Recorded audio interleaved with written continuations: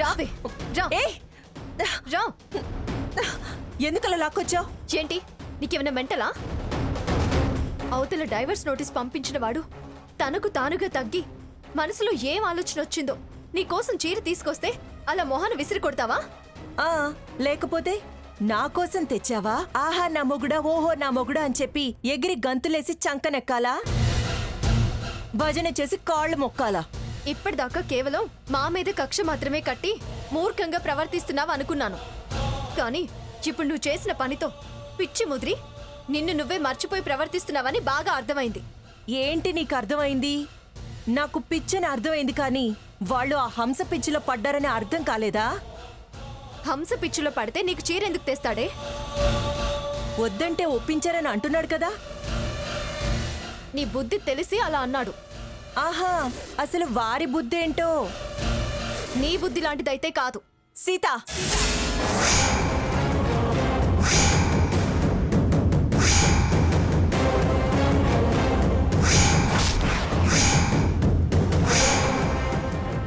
ఏంటే అలా అరుస్తున్నావు?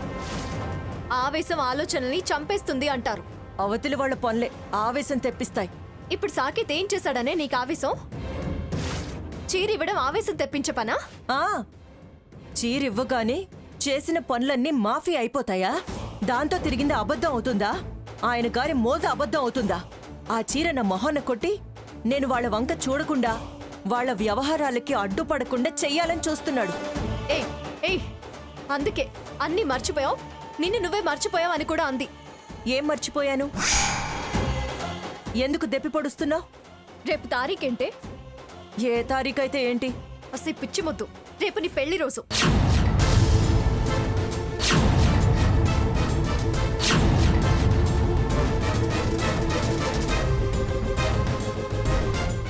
అది గుర్తుంచుకొని నీకు శారీ తీసుకొచ్చాడంటే నీ మీద ప్రేమ ఉన్నట్టే కదా.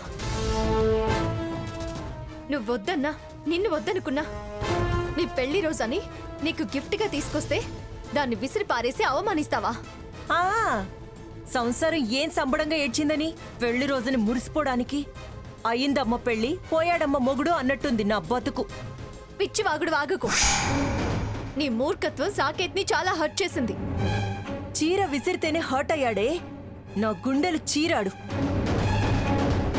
అవన్నీ మర్చిపోయి శారీ తీసుకొని సారీ రా మొగుడా అనాలా? ఇలా ఎడ్డామంటే తెడ్డామనే ఇక్కడి దాకా తీసుకొచ్చాం.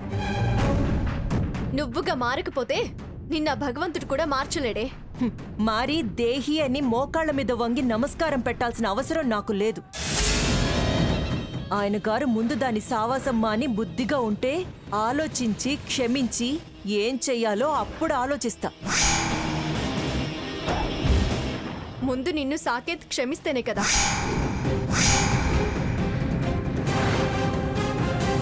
అతని మార్పుని మనసుని అర్థం చేసుకుంటే వచ్చిన అవకాశాన్ని అందిపుచ్చుకుంటే బాగుపడతాం.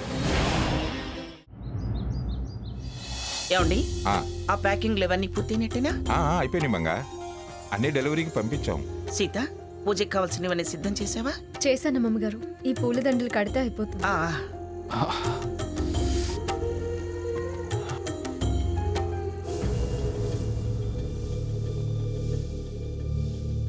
సాకేత్, ఏమైందిరా? ఎందుకు కన్నలా నలుపుతున్నావు? ఏం లేదు గ్రాని.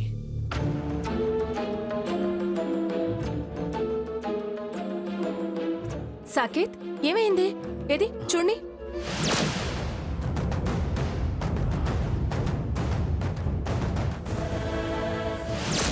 ఓ మై గాడ్, ఏమైంది? కుంకుడు రసం పడింది, చాలా మంట పుడుతోంది. కుంకుడు రసమా? ఇంకా ఈ రోజుల్లో కుంకుడు రసాలు ఎవరు పోసుకుంటున్నారా? బాత్రూంలో ఉంటే పండగ సంప్రదాయం అని పోసుకున్నాను గ్రాని. నేను కుంకుడు రసంతోనే పోసుకున్నాను రా. పాపం అలవాట్లేదు కదా. అలవాటు సంగతి అటుంచి తాతయ్య, ముందు మంట తగ్గడానికి మార్గం ఏదైనా చెప్పు.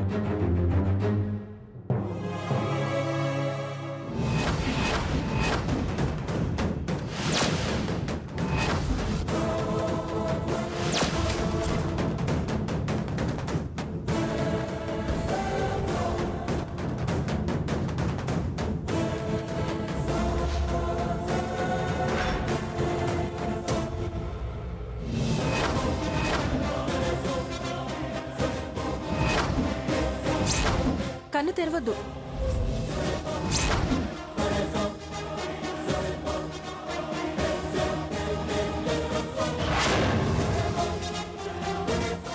మెల్లగా కన్ను తెరు. ఇప్పుడు ఎలా ఉంది సాకేత్? ఇంకా మంటగానే ఉంది. పాల చుక్కలు వేస్తే తగ్గిపోతుంది. వద్దు, చిన్న ట్రిక్ ఉంది, చిటికలో మంట తగ్గుతుంది. ఇప్పుడే వచ్చేస్తాను.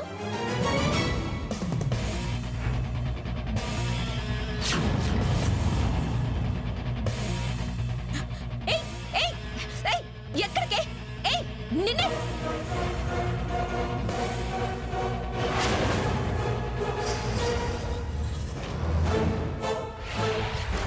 సాకేత్, ఇది పట్టుకో.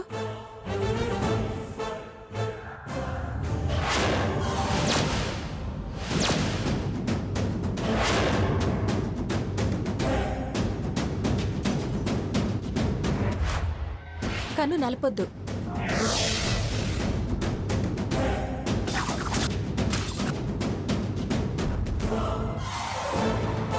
మంట తగ్గిపోతుంది. సిగ్గులేందానా? అక్కడ బుద్ధి లేకుండా నేతకి నెత్తుకొచ్చావు. ఇక్కడ సిగ్గొదిలి గద్దలాగా నా మొగుడి మీద వాళ్తావంటే నిన్ను.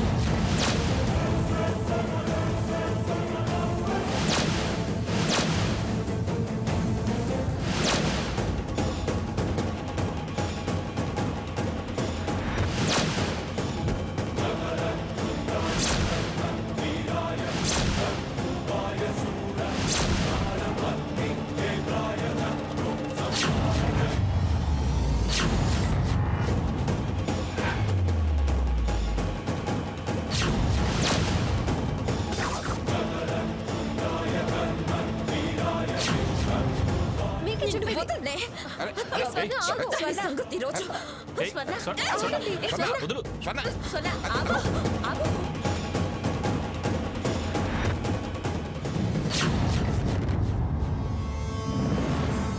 ఏయ్ పెద్ద మనిషి, నీ చూపు మందగించిందా? మీరంతా కళ్ళు మూసుకున్నారా? అదలా మా ఆయన మీద వాళ్తుంటే ఎవరు తప్పనరే?